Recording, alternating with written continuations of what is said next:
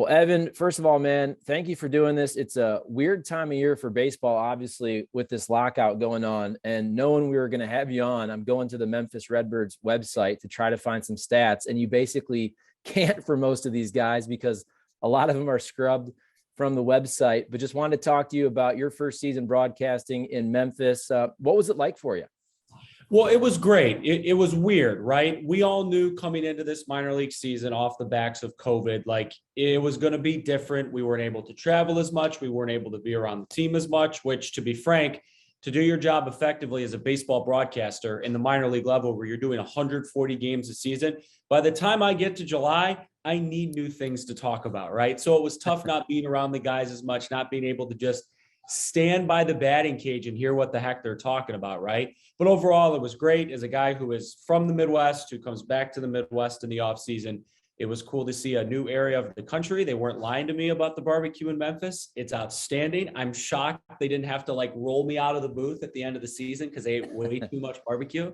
But it was great. And then the team, as we're going to talk about here, had a lot of really intriguing prospects and a lot of names and faces that Cardinals fans probably already know. And if they don't know them now, they're going to know them by this time next year. Yeah, let's on that topic, let's start with Nolan Gorman. So he comes up from AA Springfield, has 14 home runs. You know, the offensive numbers weren't super gaudy. What he had, a better OPS, obviously, at Springfield than Memphis. But what did you see from Nolan Gorman? We know he has the power potential. And then also people are very interested to see, can he play second base? Because now you have Nolan Arenado at third base. So what did you see from Nolan Gorman this past year? Well, I'm glad you brought up the point about second base because that to me was the standout thing about Nolan. The scouting report on Nolan is true. Dude can hit moonshot home runs. He would hit 2 or 3 a week where, you know, that scene in The Natural with Roy Hobbs where it's like clearing the lights and it hits the lights and the game's over. Those are the types of home runs Nolan Gorman hits. But to me, as somebody who understands that baseball is a daily in and out grind, and the little intricacies of the game make or break you at the major league level, that was what we were watching for with Nolan Gorman. Can he assimilate at second base? He did, in my opinion, with flying colors. I don't know if he's ever going to be a Gold Glover there, but he certainly made some plays where he went, oh, he's getting better. Oh my goodness. So that to me was the standout thing about Nolan Gorman. We know the dude's going to hit for power. He's going to hit 30 home runs at the major league level someday. In terms of his hitting, he's got to prove that he can hit more than a pitcher's mistake pitches, right? You know, a guy will lob up a curveball and Nolan will hit a home run every single time. But once you get to the next level, especially with the way baseball is specialized these days, you're going to face a pitcher maybe once in a game. So you have to be ready to face their best stuff. That's Nolan's next teaching, learning point as a hitter. But the biggest standout thing to me for him this season in Memphis was defensively. He clearly proved that he can handle himself at second base, and I don't think Cardinals fans need to be concerned about that. So, Evan, Cardinal fans, they've known about Gorman for a couple years now. I think a guy that now Cardinals fans are learning a lot more about, sticking with the position players first, is Juan Yepez. This guy hit 22 home runs in 92 games for Memphis, and now there's talk of him potentially contributing at the big league level this next year, if that's as a fourth outfielder. Obviously, a lot of the St. Louis Cardinals outfielders had really good years this past season. So tell us the upside, the ceiling you think for Juan Yepez. So I'm supposed to give you like some articulate broadcast answer of this question. I'm just going to talk like a normal guy. Dude's a stud. This guy his power is off the charts. He had a game this year where he had 3 home runs and 7 RBIs. It was literally like in backyard baseball where they give you the aluminum bat power up, and Juan Yepez had it for like 2 weeks in Memphis. It was absurd to watch this guy play ball. And yet, you know, look, we're in a lockout now. You know, fingers crossed, knock on wood, it doesn't go too long and they figure everything out. But one of the things that may come out of the lockout is there's a universal designated hitter. Juan Yepez is a perfect designated hitter. To be frank, I think he's still figuring out where he needs to play defensively. But the guy can hit the baseball as well as anyone I saw at the AAA level, full stop this year in terms of power. So I think if the Cardinals end up needing a DH, certainly if they need a fourth outfielder, they can use Juan. But if you need a DH and you need a guy who is going to go up there and mash, Juan Yepez is going to mash. It was so much fun to watch him get a little bit better throughout the season. And sticking with outfielders, Cardinal fans saw Lars Nootbaar for a good amount of time up with the big league club. And I don't know if he'll ever necessarily be a starter with the Cardinals, just because with O'Neill and Bader and Dylan Carlson, you have some really good players there. But do you think, is he more of a fourth outfielder type? Maybe in another organization, could he be a starting big league outfielder, do you think?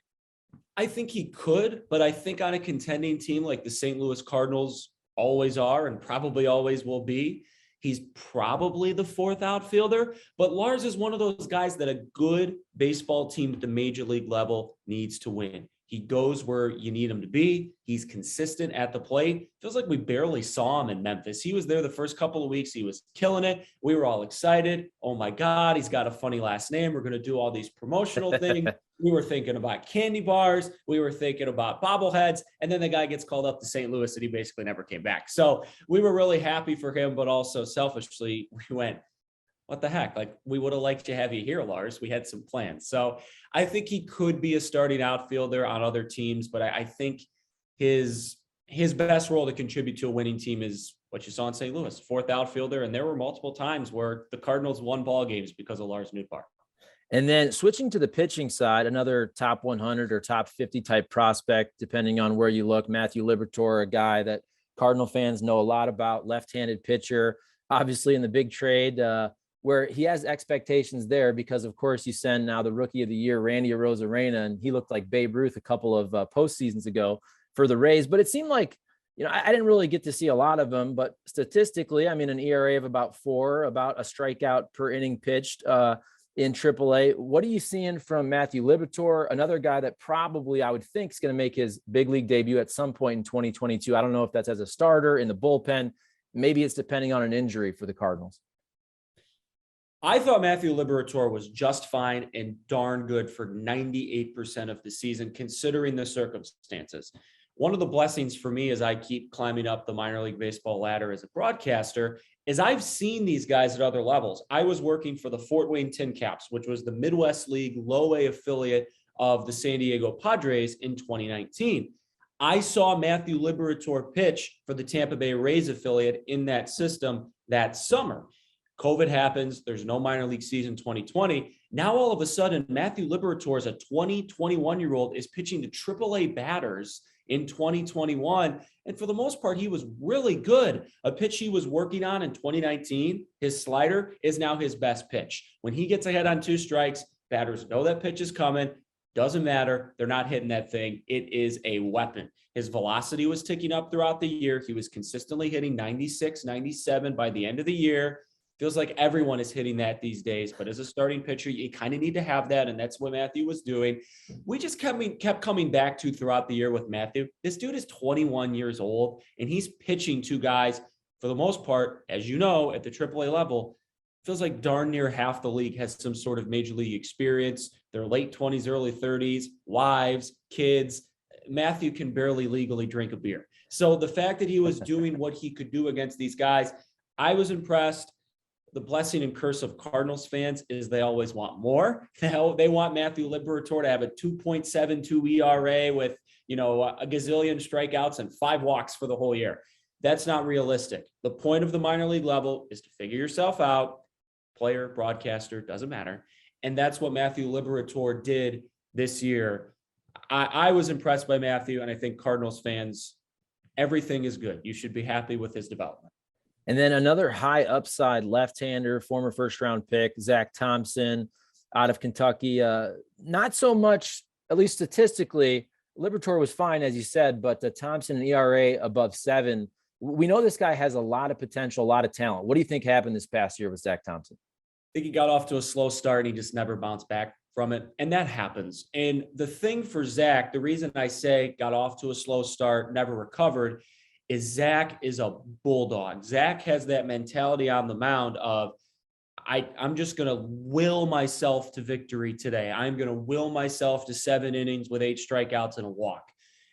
But he was running into issues against AAA batters. And there was a sliver of time, middle of the season, where he felt like Zack was working it out. And then unfortunately, by the end of the year, he kind of reverted back to what we saw first couple of months of the season. So I think this offseason is really important for Zack. I think he can hit the mental reset button. In the conversations we had with him off the air, great guy, great makeup. I think he's going to figure it out. I just think it's a situation. We see this in all levels of sports, everything you see. Guys just have a tough start to the year. And because it's such a mental thing, specifically in the sport of baseball, he can never figure it out. So I think there's still potential with Zack. I think the fastball could be higher. It was sitting low 90s. You expect it to be a little faster than that. He was messing with two variations of a curveball all year long. One was a big, more ephus. One had some more snap to it. But I think Zack, the key to watch for him next year in Memphis is how does he do the first couple of starts? If Zack's locked in the first couple, I think we're good. If he struggles, you think, oh, geez, are we going to have the same year this year that we had last year? And then with pitching, it's the old adage, but it's so true. You can never have enough pitching. You can never have enough pitching depth. And if there's any example of that, it's the Cardinals starting staff this past year, where at one point you had almost the entire starting rotation, really besides Adam Wainwright, on the IL for that portion when they really kind of plummeted late May and June. So you saw some of the guys that were with the Cardinals and also in Memphis. Johan Oviedo, it didn't seem like he was really ready for the big leagues on an everyday starting basis, but he had to fill a need. Jake Woodford also, after going back to Memphis, came back up and seemed like he was much better off. So Oviedo, Woodford, what do you think? I mean, good depth options for the Cardinals moving forward. Do you think they have a ceiling above that? Yeah, I think Woodford specifically is a depth guy, right? They were transitioning him into a starting role. I still think Johan Oviedo has got the potential. Lord knows he's got the stuff. Lord knows, I mean, the dude looks the part. He'd go play tight end in the NFL if he wanted to. That guy is he's a physical stud, right? But the thing for him is mental makeup. As I'm sure you saw in St. Louis, he was Jekyll and Hyde. He came back to Memphis middle of the year. And to be blunt, his makeup on the mound was terrible. He had a start this year where he took an hour and a half to pitch 3 innings. He was sulking around the mound, tugging at his chain, spitting at the ground. And to the coaching staff for the Redbirds and the Cardinals as a whole, to their credit, the next start, that stuff did not happen because clearly they went to Johan and said, dude, for better or for worse, you're here and you're not getting back to St. Louis unless you get better. So you better figure this, you know what, out, and you better figure it out quick. So Johan got better throughout the year. There were encouraging signs, but it doesn't take, you don't have to play pop psychologist to realize that Johan was really upset he was back in Memphis and not in St. Louis, and that really affected him for a time. So again, that's another guy where he's probably starting next year in Memphis. I still think he has a potential in St. Louis, but it's a guy who has to wrap his brain around, I got stuff to work on, which is tough when you did spend a large chunk of the year, injuries or not, as a vital member of a starting rotation in the major leagues. And Evan, final question for you. Just tell us a little bit more about yourself. I know we talked before we went on air here. You're planning on going back to Memphis. You also do some broadcasting in the Detroit area. Where I lived in Michigan 3 different times. I'm from Toledo, so I'm very familiar with Michigan and Detroit. So just tell us what you're doing these days, and also how you're looking forward to Memphis next year and what the team could look like. I don't know if Jordan Walker will end up there at the end of this next season, but it should be a pretty exciting year again. Yeah, so I guess the quick bio on me, I was the youngest lead AAA play-by-play broadcaster in the country last year, graduated from Syracuse 2018. When I graduated, I was named the top collegiate play-by-play broadcaster in the country. Right after that, I was fortunate, named top 30 sports broadcasters under the age of 30. I'm saying all this because my mom wants to hear me say it. But then I graduated and I've worked for Bally Sports Detroit since graduating, formerly Fox Sports Detroit, as you all know, in St. Louis, doing their high school football games of the week, the high school football finals, basketball finals, all the Western Michigan men's and women's basketball games streamed on ESPN. I handle those. I've worked for Big Ten Network, ACC Network. And then in baseball, I'm the voice of the Memphis Redbirds. Honestly, for next year, again, just trying to hit all the barbecue spots. I hit a few. The thing is, when you work somewhere and you come back, everyone asks you for recommendations. And I'm like, well, it's a minor league season. I'm doing a gazillion different things. I didn't get to eat as much as I'd like. So talk to me again at this time next year and I'll give you a more comprehensive list. So, and then in terms of the team, right? Jordan Walker would be cool. Guys like Liberatore will probably be back for a little bit. Thompson will be back. Who knows if Yepez makes the big league club or he's back. So there's a lot of potential. And that's ultimately what you look for in minor league ball. You don't look for wins and losses. You look for potential, and you want to get these guys up to St. Louis, happy, healthy, ready to produce. And I think that's going to happen. That is awesome. Evan, appreciate the time, man. Thank you very much.